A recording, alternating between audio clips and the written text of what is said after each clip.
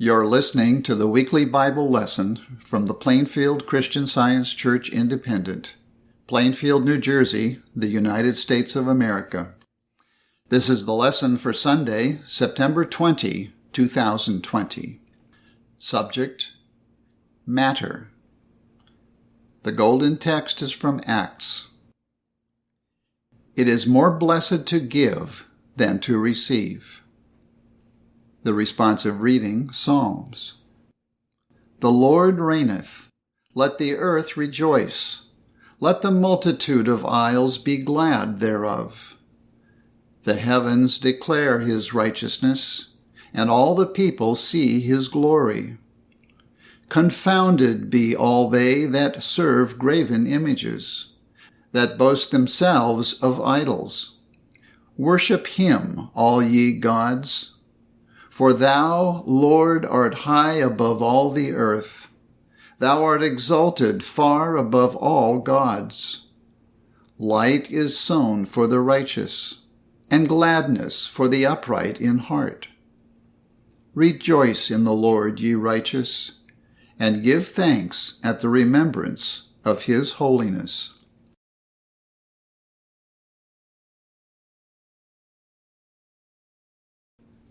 The Bible. Habakkuk. The Lord is in his holy temple. Let all the earth keep silence before him. 1 John. Love not the world, neither the things that are in the world. If any man love the world, the love of the Father is not in him.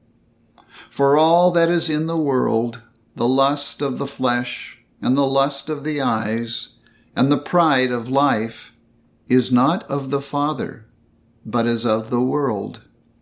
And the world passeth away, and the lust thereof. But he that doeth the will of God abideth forever. 1 Kings. Naboth the Jezreelite had a vineyard, which was in Jezreel, hard by the palace of Ahab, king of Samaria. And Ahab spake unto Naboth, saying, Give me thy vineyard, that I may have it for a garden of herbs, because it is near unto my house, and I will give thee for it a better vineyard than it. Or, if it seem good to thee, I will give thee the worth of it in money.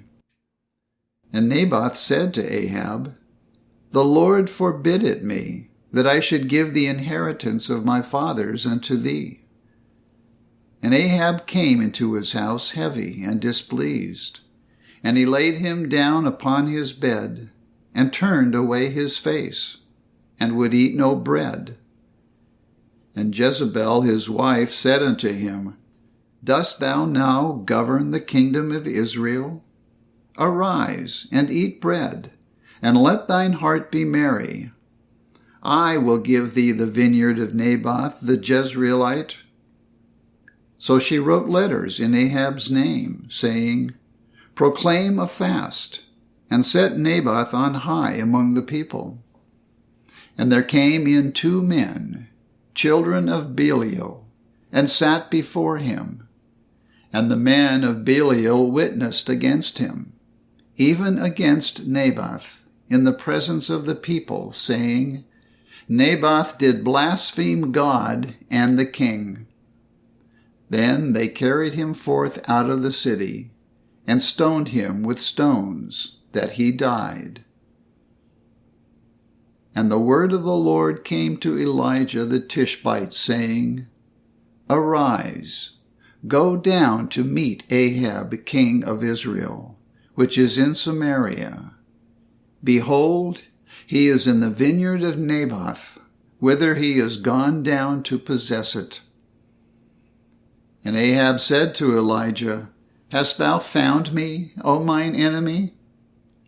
And he answered, I have found thee, because thou hast sold thyself to work evil in the sight of the Lord.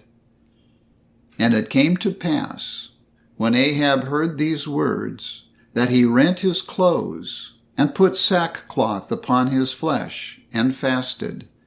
and lay in sackcloth, and went softly. And the word of the Lord came to Elijah the Tishbite, saying, Seest thou how Ahab humbleth himself before me? Because he humbleth himself before me, I will not bring the evil in his days, but in his son's days will I bring the evil upon his house. Luke. Jesus entered and passed through Jericho. And behold, there was a man named Zacchaeus, which was the chief among the publicans, and he was rich. And he sought to see Jesus, who he was, and could not for the press, because he was little of stature. And he ran before and climbed up into the sycamore tree to see him, for he was to pass that way. And when Jesus came to the place, he looked up and saw him, and said unto him, Zacchaeus, make haste and come down, for today I must abide at thy house. And he made haste and came down, and received him joyfully. And when they saw it, they all murmured, saying, that he was gone to be guest with a man that is a sinner. And Zacchaeus stood and said unto the Lord, Behold, Lord, the half of my goods I give to the poor. And if I have taken anything from any man by false accusation, I restore him fourfold. And Jesus said unto him, This day is salvation come to this house, forasmuch as he also is a son of Abraham. Mark. And Jesus sat over against the treasury, and beheld how the people cast money into the treasury. And many that were rich cast in much. And there came a certain poor widow, and she threw in 2 mites, which make a farthing. And he called unto him his disciples, and said unto them, Verily I say unto you, that this poor widow has cast more in than all they which have cast into the treasury. For all they did cast in of their abundance, but she of her want did cast in all that she had, even all her living. Matthew. And he opened his mouth and taught them, saying, Lay not up for yourselves treasures upon earth, where moth and rust doth corrupt, and where thieves break through and steal. But lay up for yourselves treasures in heaven, where neither moth nor rust doth corrupt, and where thieves do not break through nor steal. For where your treasure is, there will your heart be also. 2 Corinthians.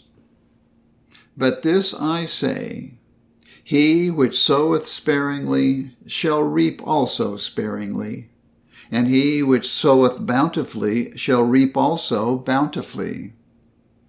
Every man according as he purposeth in his heart, so let him give, not grudgingly or of necessity, for God loveth a cheerful giver.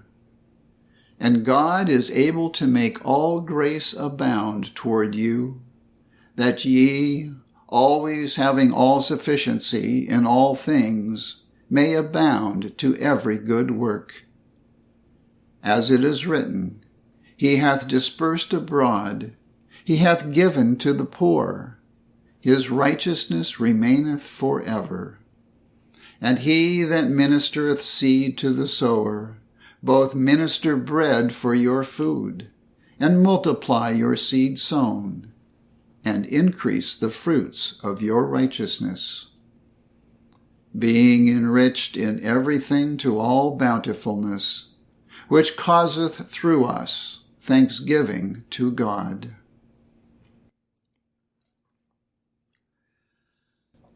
I will read correlative passages from the Christian Science textbook, Science and Health with Key to the Scriptures, by Mary Baker Eddy.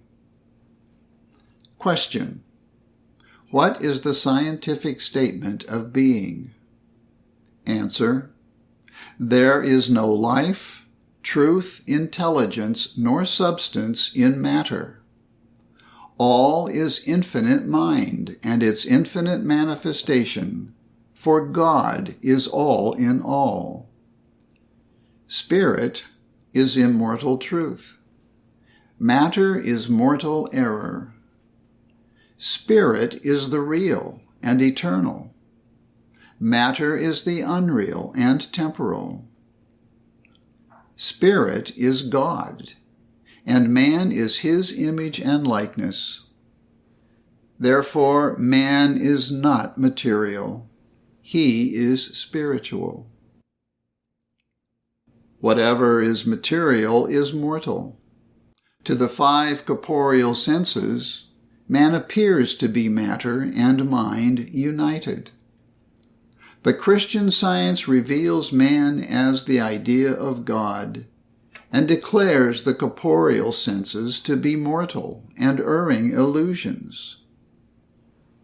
Divine science shows it to be impossible that a material body, though interwoven with matter's highest stratum, misnamed mind, should be man, the genuine and perfect man, the immortal idea of being, indestructible and eternal. Spirit and matter can neither coexist nor cooperate, and one can no more create the other than truth can create error, or vice versa.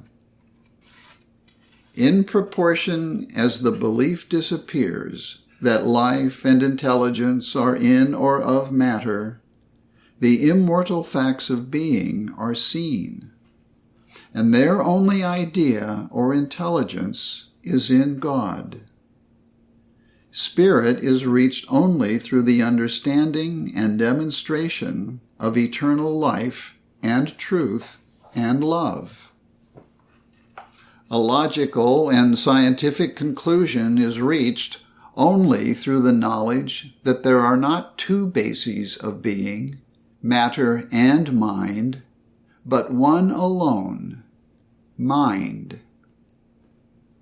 As God is substance, and man is the divine image and likeness, man should wish for, and in reality has, only the substance of good, the substance of spirit, not matter. The belief that man has any other substance or mind is not spiritual and breaks the first commandment, "Thou shalt have one God, one mind."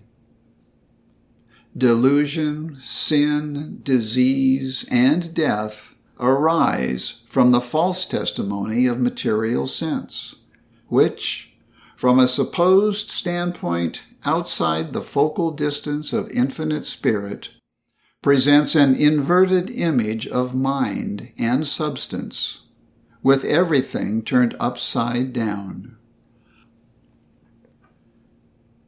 The testimony of the material senses is neither absolute nor divine. I therefore plant myself unreservedly on the teachings of Jesus, of his apostles, of the prophets, and on the testimony of the science of mind. Other foundations there are none. All other systems based wholly or partly on knowledge gained through the material senses, are reeds shaken by the wind, not houses built on the rock. All nature teaches God's love to man, but man cannot love God supremely and set his whole affections on spiritual things while loving the material, or trusting in it more than in the spiritual. We must forsake the foundation of material systems, however time-honored, if we would gain the Christ as our only Savior. Purse. Laying up treasures in matter. Error. Job said, I have heard of thee by the hearing of the ear, but now mine eye seeth thee. Mortals will echo Job's thought when the supposed pain and pleasure of matter cease to predominate. They will then drop the false estimate of life and happiness, of joy and sorrow, and attain the bliss of loving unselfishly, working patiently, and conquering all that is unlike God. Starting from a higher standpoint, one rises spontaneously, even as light emits light without effort. For where your treasure is, there will your heart be also. It is the spiritualization of thought and Christianization of daily life, in contrast with the results of the ghastly farce of material existence. It is chastity and purity, in contrast with the downward tendencies and earthward gravitation of sensualism and impurity, which really attest the divine origin and operation of Christian science. The sharp experiences of belief in the supposititious life of matter, as well as our disappointments and ceaseless woes, turn us like tired children to the arms of divine love. Then we begin to learn life in divine science. Without this process of weaning, canst thou by searching find out God? It is easier to desire truth than to rid oneself of error. Mortals may seek the understanding of Christian science, but they will not be able to glean from Christian science the facts of being without striving for them. This strife consists in the endeavor to forsake error of every kind, and to possess no other consciousness but good. The good in human affections must have ascendancy over the evil, and the spiritual over the animal, or happiness will never be won. The attainment of this celestial condition would improve our progeny, diminish crime, and give higher aims to ambition. Every valley of sin must be exalted, and every mountain of selfishness be brought low, that the highway of our God may be prepared in science. The rich in spirit help the poor in one grand brotherhood, all having the same principle or Father. And blessed is that man who seeth his brother's need and supplieth it, seeking his own in another's good. Man walks in the direction towards which he looks, and where his treasure is, there will his heart be also. If our hopes and affections are spiritual, they come from above, not from beneath, and they bear as of old the fruits of the Spirit. Truth will at length compel us all to exchange the pleasures and pains of sense for the joys of soul.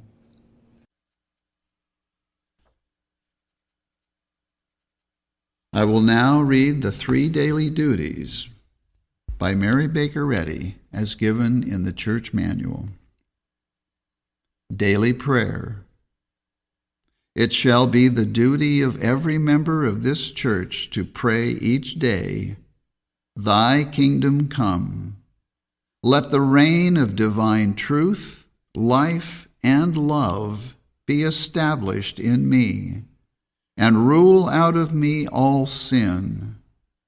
And may thy word enrich the affections of all mankind and govern them. A rule for motives and acts. Neither animosity nor mere personal attachment should impel the motives or acts of the members of the Mother Church. In science, divine love alone governs man, and a Christian scientist reflects the sweet amenities of love in rebuking sin, in true brotherliness, charitableness, and forgiveness. The members of this church should daily watch and pray to be delivered from all evil, from prophesying, judging, condemning, counseling, influencing, or being influenced erroneously.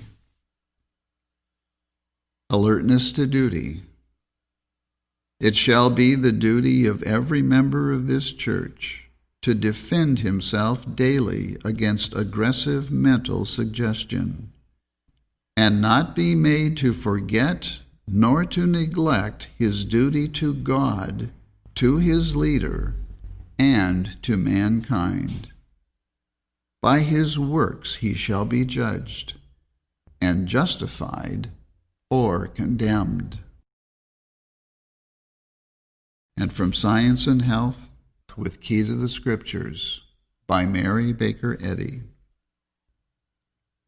Christian scientists, be a law to yourselves that mental malpractice cannot harm you, either when asleep or when awake.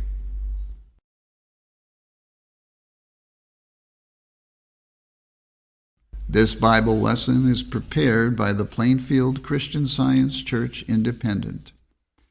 It is comprised of scriptural quotations from the King James Bible and correlative passages from the Christian Science textbook, Science and Health with Key to the Scriptures, by Mary Baker Eddy. For more information, please visit our website, plainfieldcs.com. Thank you for listening, and have a blessed day.